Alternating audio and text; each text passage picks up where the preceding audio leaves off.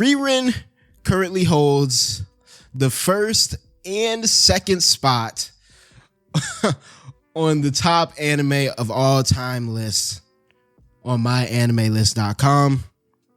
When I saw this, I had to go check it out for myself. And sure enough, it is ranked both 1 and 2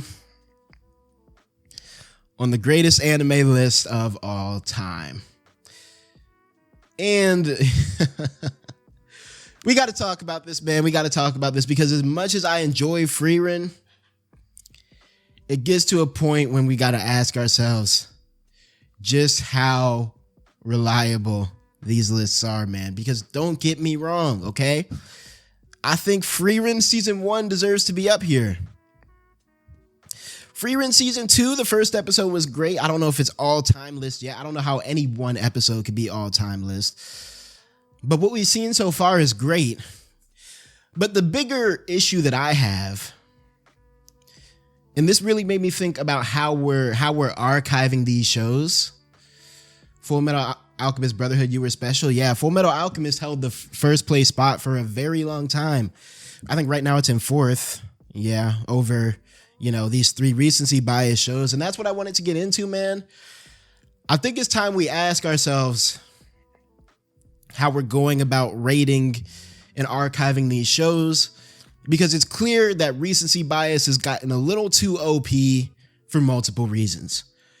First of all, let's talk about it. Let's think about it like this, right? I think that no series should be able to hold multiple spots on a list, right? I understand for the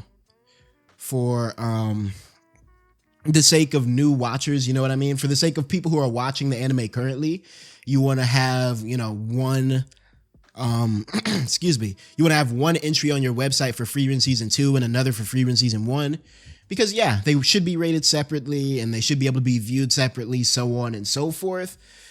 But I feel like it's unfair to shows like Full Metal Alchemist, for instance, who had, 3, 4, I think 5 seasons itself, but it's delegated to one entry.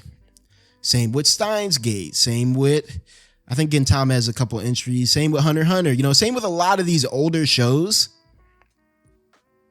They seem to have, because the way we track anime has changed and become more seasonal, these websites have adapted and started tracking these anime seasonally. However, this leads to, I say, sort of an incongruency, right? Where a newer anime can hold 2 of the top spots, but an older anime would never have that chance simply just because of how it was released. For example, Chainsaw Man movie. Okay, is that separate from the show? Well, honestly, I'll give the movie credit. I'll give the movie its credit. I think the movie should be its own separate thing. But like Attack on Titan season 3 part 2, for instance, amazing part of the series, of course. But if it had come out earlier, it would simply be viewed as one group Attack on Titan. You feel what I'm saying? And so I'm thinking something needs to be changed about these websites where when it comes to rankings, it's cumulative. I have no issue with Frieren being ranked 1 of all time, even though I might argue, I could see it being up there, to be honest. Frieren is beautiful, man. Frieren is beautiful. But I think these websites need to make a change in which they index series by season because we live in the seasonal era. But you know what I'm saying? When it comes to rankings, it shouldn't, these two should not be able to exist separately. It should be a cumulative, the average of the two going into one entry. And also just the recency bias thing. I've had to learn, especially as I've tried to get into older anime that are, 1-2 decades old. I've had to learn to not really trust, particularly Mao, man. Because now, you see, older anime didn't have the advantage of having glazers, right? Older anime, for one, they existed before these sites really blew up. But on top of that, These sites exist now in such a way where, you know what I mean? Every single show that's up here, Chainsaw Man, Frieren, hell, even Steins Gate, Attack on Titan, but a lot of the newer shows that are up here, why am I blanking on what this is called? Mao, Apothecary Diaries. A lot of these shows now, as they air, have like hype squads, right? That come out and just immediately spank 10s and 9s onto these entries. Now, To Be Hero X, I think, is on this site. I don't think it'll be anywhere up here in the top, 50. I don't even think it'll be in the top 100, honestly. But the thing I've noticed about websites like this is that these glazers skew the numbers so much that in older anime, like a 7 is really good, right? Because the only people who are going back and watching older anime in the modern era are, sometimes, casual fans, but a lot of times more invested fans and, maybe fans who are a bit more, pretentious like myself, fans who might be a bit stricter with ratings. And so, I've noticed that when it comes to like older anime, if you could hit like above a 6, it's probably pretty fucking good. Where like with newer anime, if you're below a 7, you're probably, you know what I mean? And so I think there's this huge recency bias, especially as platforms like My Anime List become more popular, where older anime kind of end up getting shafted because they don't have like glaze squads coming through and instantly pushing them to number 1 over the first episode that aired. No shade to Frieren, of course, right? Definitely the best first episode of the season in my book. But like, let's keep it a full and honest stack right now. 1 episode. Honestly, if I were programming a site, I wouldn't even make it so that 1 episode could push you up here. You know what I mean? There has to be some sort of weighting. And of course, it doesn't matter that much, right? It really does not matter. I mean, just watch what you want to watch. Fuck the ratings. I think cumulative ratings like this anyway are kind of fucking dumb because, anime as an art form is so subjective. You know what I mean? If I'm a big shoujo glazer, I'll probably have Clannad and Kaguya-sama higher than I have fucking Hunter x Hunter and Full Metal Alchemist.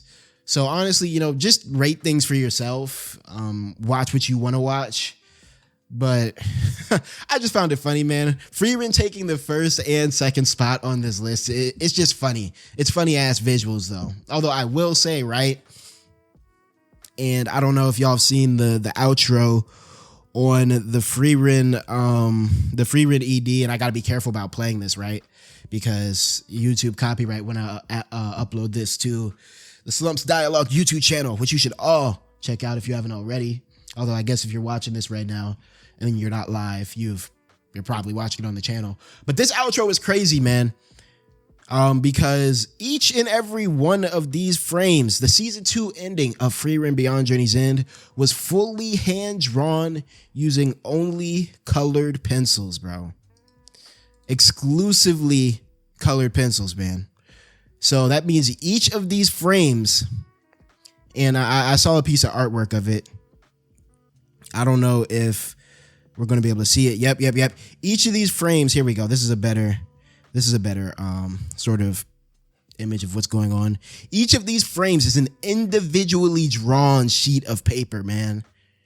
Do you know how cracked you have to be as an artist to pull this off in color? To have such like consistency that you have a fully functioning, consistent animation. And again, I think this is glaze, right? First and second place on the list. That's crazy glaze. But anyone who's ever drawn before knows how hard staying on model is, knows how hard consistency is. And the fact that, Frieren commissioned this artist to put together an ending on paper that is consistent and well colored and flows. This is crazy work, bro. And so, if there is any reason, if there is something that would make this first and second place worthy, I would say this is definitely it. I know we didn't really watch the ending when we did our Frieren reaction the other day because I was hungry as hell. I was trying to get out there. I was trying to eat my Taco Bell. But, you know, this is insane work, man. This is insane work. What type of creature is this? I do remember that there is a real life animal with a zebra head and a horse body. I forgot what it was called. But like, look at this shit, man. I could sit here all day, like glazing this shit.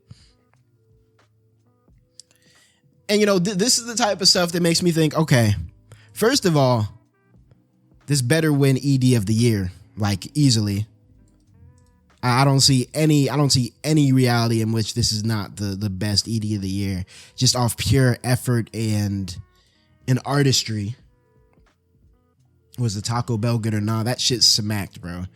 I've been missing out on the Doritos Locos Tacos my whole life because I thought the Doritos flavor wasn't as intense as I thought it would be, and so, you know, it was a good little like seasoning, but it wasn't overpowering. But yeah, man, this is beautiful. This is beautiful. So again, Frieren is getting glazed to hell and back right now. But if there's anyone that deserves the glaze, it's the big free, man. It's got to be the big free. Thank you for the follow, Net Ricky.